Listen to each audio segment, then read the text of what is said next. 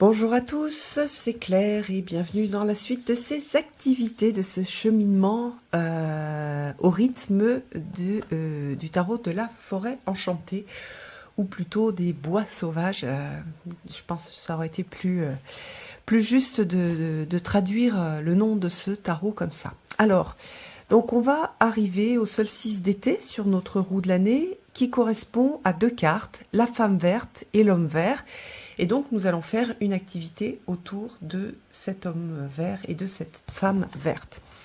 Alors, la femme verte, c'est la mère universelle, celle qui donne la direction, l'éducation, l'apprentissage, la protection aussi et la guérison. Et puis l'homme vert, c'est le grand protecteur de la forêt, celui qui garde la terre sacrée, j'adore ça, je trouve ça magnifique. Et il est généreux et il apporte l'élan et la joie.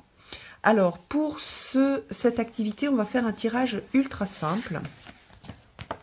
On va tirer une carte pour avoir un message de la femme verte et un message de l'homme vert. Alors, vous pouvez tirer votre carte en utilisant votre jeu.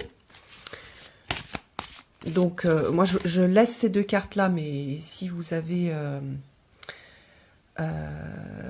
prenez toutes les cartes du tarot. Là, c'est pour illustrer. Et puis, donc, je vais tirer une carte pour mon message de la femme verte.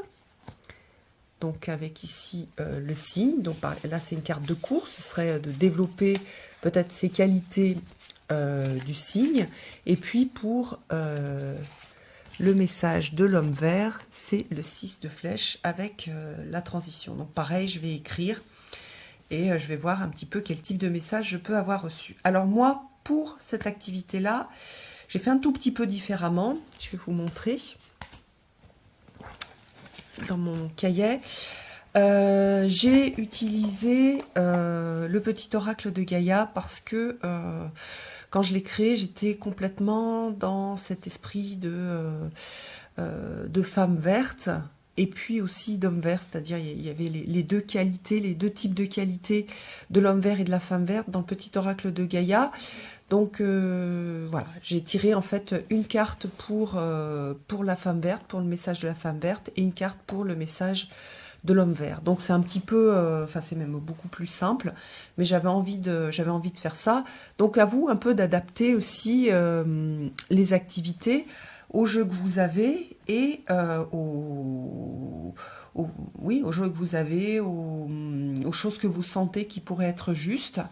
Vous pourriez par exemple avoir un message d'un animal pour chaque carte. C'est possible aussi. Et donc voilà. J'en profite pour vous montrer un peu mon petit carnet. Voilà, j'ai chaque fois, en fait, je copie. Je fais une copie des cartes que je redécoupe et que je colle. Pour poursuivre un petit peu ce travail. J'aime bien, c'est assez, je trouve que c'est assez joli, puis ça permet de relire et de retravailler sur les cartes beaucoup plus facilement. Voilà, je vous laisse, je vais préparer l'activité pour demain. À bientôt.